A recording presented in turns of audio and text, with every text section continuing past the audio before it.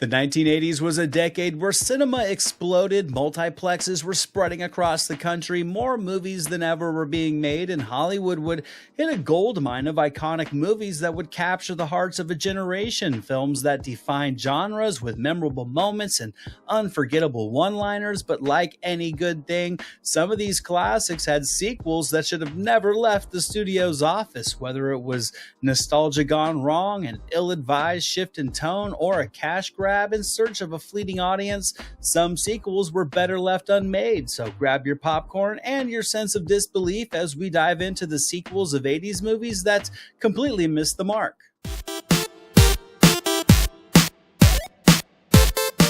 First up, I have a sequel considered to be one of the worst of all time. Caddyshack II would arrive 8 years after the original would land in 1980. That movie was a critical and financial success, and again regarded as one of the iconic comedies to come out of the genre during the 80s. And despite most of those responsible for the success of the original movie moving on, a sequel would come and fail miserably. Now, to me, there were many factors to the failures of Caddyshack 2. First, both Bill Murray and Rodney Dangerfield didn't come back. Then Chevy Chase was only signing on for an elevated cameo. Then Harold Ramis's script had been rewritten several times, so it essentially wasn't even really his. And front and center, the rating was dropped from an R rating down to a PG rating, which was something that just completely sanitized any chance at capturing that comically edgy humor that the first Caddyshack thrived on. And really, this sequel, instead of being lightheartedly humorous like the first was just an exercise in showcasing the difference between dumb fun and just dumb jokes, because the attempts at humor and jokes in this movie are better served on the playground, if at all, because despite the familiar faces in this sequel, it was a complete failure and a reminder that striking lightning in a bottle twice is nearly impossible.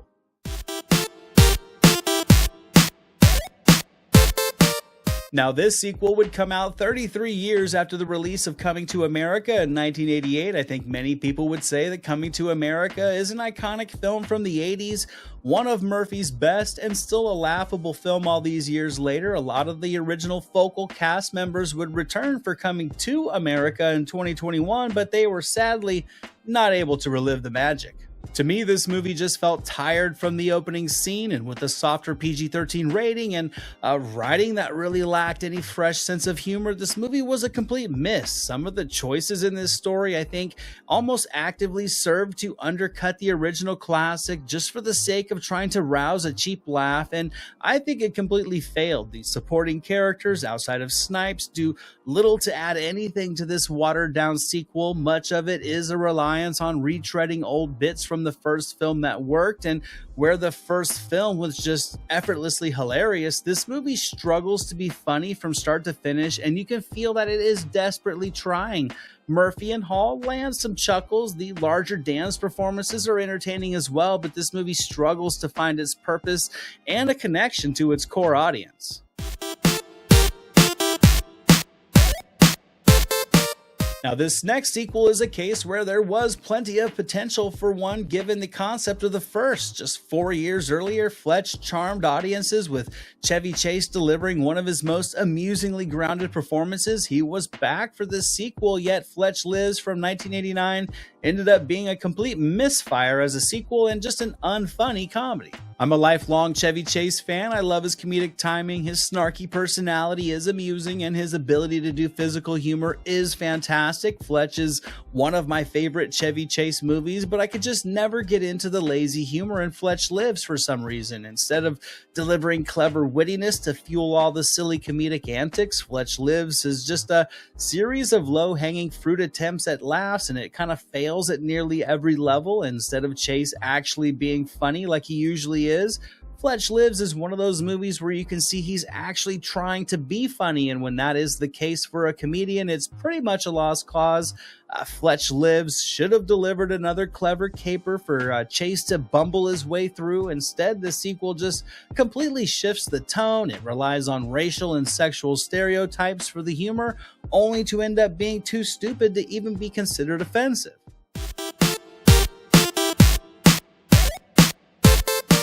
Now, Teen Wolf is just one of those bizarre 80s fantasy comedies that really had no business being as successful as it turned out to be. The studio, clearly trying to ride the momentum of that, would release Teen Wolf 2 just 2 years later in 1987. Jason Bateman, who's a fantastic actor now, would make his feature film debut in this sequel that would end up being one of the most commonly mentioned films when talking about cash grab sequels.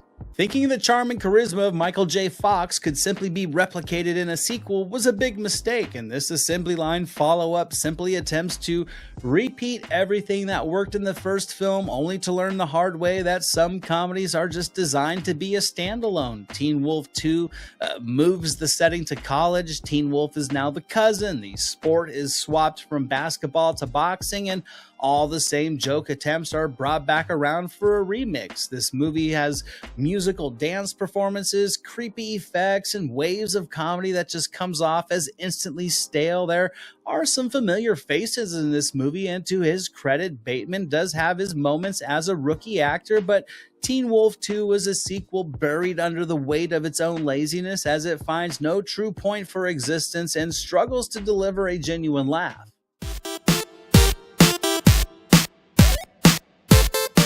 Arnold Schwarzenegger introduced himself to the world with Conan the Barbarian in 1982, a gritty, violent sword and sorcery adventure. A sequel was inevitable, and the backdrops were filled with possibilities for new stories, which is why a wave of shock would sweep across audiences when Conan the Destroyer would be released with a soft PG rating in 1984. Now, I loved the first Conan movie growing up, and I'll admit as a kid I enjoyed this sequel as well, but now as an adult, watching the first movie then stepping into this sequel is a noticeable step down. Conan the Destroyer is a absolutely sanitized, campy adventure flick with a focus on dumb jokes, and to me it plays almost like a porn parody of Conan the Barbarian without, of course, the porn. The action feels watered down as well and just lacking the impact of the first, and all the intensity of the original is essentially wiped out. And even with Arnold commanding the lead, this is a tough movie to sit through, as the juvenile atmosphere just lacks a lot of nostalgic charm. The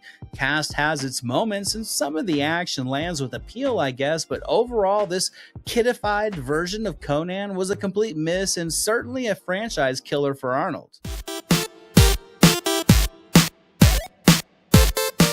Teen sex comedies absolutely boomed during the 80s, and few would rival the iconic status of Porky's, a lewd and lighthearted time period comedy with a charming level of innocence to all of its depravity. A sequel would be tough, but studio pressure was on, and Porky's 2 the next day would be released, and the result would be a bland, boring sequel that lacked any memorable appeal. One of the main problems for this Porky sequel was just the fact that time had kind of moved on. It had only been 2 years since the first, but this was just kind of another of those 1950s set sex comedies featuring a lot of racially themed laughs and raunchy jokes, and really, instead of coming off as just sincerely comical like the first film, kind of felt like lazy recess jokes this time around. The story lacks a lot of enthusiasm, the humor is just too dumb in this round to result in a successful sequel that could actually solidify its own existence. It really just kind of feels like it's going through the motions and trying to pull in cash off the tease of raunchy humor, only to deliver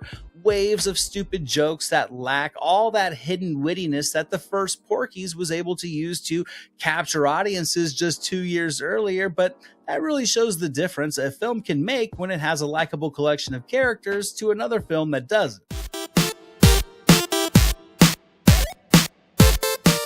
Like many 80s kids, Revenge of the Nerds was a staple growing up, and all of the characters were memorable. They were like our friends. Only 3 years would pass before Revenge of the Nerds 2, Nerds in Paradise, would be released, and much of the cast would return, but the result was just a sad far cry from the fun-loving charm that the first movie was able to deliver in 1984. Now, this was a tough one to have on the list. I admit I do have a guilty pleasure soft spot for this sequel, but when watching the first movie and then shifting over to this one, It is easy to see the noticeable decline in entertainment and just overall skillfulness of the comedy. The gang is back, and is some of the charming banter between them and all their antics as they hit Fort Lauderdale, but it also makes this movie feel like it's a bit past its prime. They're older, they're kind of working through the same comedic shticks, and the story is simply just lacking the pop of the original. Many of the attempts at humor are retreads as well, and we all know even a hilarious joke is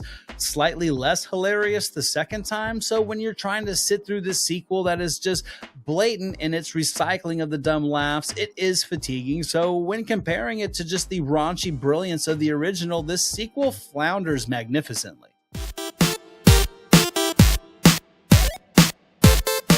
Yes, I know Meatballs was released in 1979. I'm sure there are a select few of you already racing to your keyboards to call me out. Yes, it has a 70s vibe to it as well, but it was a movie that I watched countless times during the 80s, and I wanted to put it on the list. Also, I think a summer camp setting for a dumb teen comedy is also a concept that's just plentiful for hilarious sequels, but when Meatballs Part 2 would come out in 1984, it would prove to not be one of those hilarious sequels. Bill Murray is another actor I've been a fan of since I was a kid, and if it was ever overlooked at how Murray's comedic timing and sense of humor was able to elevate Meatballs, look no further than Meatballs Part 2, a sequel that takes things back to camp but also tries to bring all the same juvenile jokes and hijinks as well, with new twists on things that are even worse than the recycled jokes. Meatballs was written with a level of comedic skill that is simply missing from Part 2. You don't really care about any of these characters. Their antics in the story also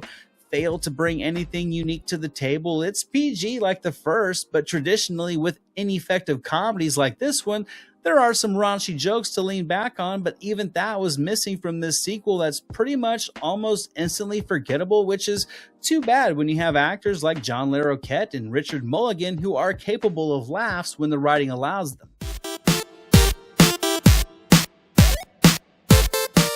Much like he would accomplish with Weekend at Bernie's, Andrew McCarthy was able to take a ridiculous premise with Mannequin in 1987 along with Kim Cattrall and turn it into a charming romantic comedy. Neither would return for Mannequin 2 on the Move in 1991, but the result would be another film considered to be one of the most ill-advised cash grab sequels of all time. Now, delivering a successful sequel from a ridiculous original concept is hard enough to do on its own, but when the stars of that original film do not return, the result is more often than not a complete failure, and to me, that would describe Mannequin 2 on the Move, a movie that blatantly tries to wash and repeat what worked in the first movie only to dumber and shockingly even more ridiculous results. What this sequel delivers is what most would have expected from the first, but it was a surprise hit. If you close your eyes, take a swing and hit a home run, thinking you could do it again would be a foolish exercise, and that's what Mannequin 2 really is. It's painfully dumb despite the charm of Swanson. Most of the sight gags and joke attempts land with a thud, and there's nothing worse than sitting through a dreadful comedy that is completely recycled but wants you to think it's fresh.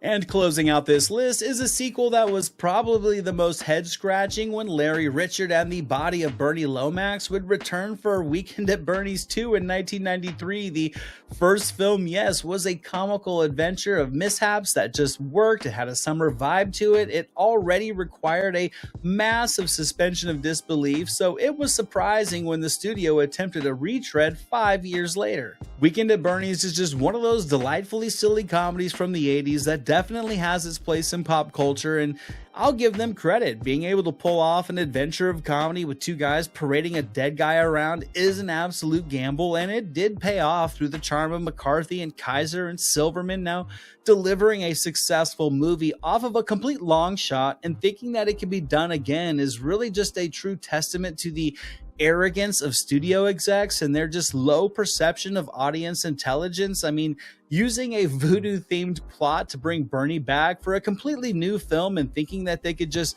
slap it with all the same attempts at humor is just a true sign of arrogance and not really caring. The results, like Caddyshack, could be regarded as one of the worst sequels out there. However, given the premise of the first film, Weekend at Bernie's is leaps and bounds the most ill-advised, because how many movies does a dead guy get? And that's it for today, guys. That wraps up this video covering some of the worst sequels to 80s movies. I hope you guys have enjoyed this list. Let me know what some of your picks are if you didn't see it mentioned here. Also, if you do like these movies or some of these movies, good on you. There's a lot of movies that I love that a lot of people think are terrible. It doesn't make you love them any less. Thank you guys, as always, for watching my videos. I greatly appreciate it. I hope to catch you guys all back for my next video coming around the corner real soon. And until then, movies never say die. This is Jack Burton in the Pork Chop Express, and I'm talking to whoever's listening out there. Survive a war, you gotta become war. I suppose we have to register you as a lethal weapon. You trying to say Jesus Christ can't hit a curveball?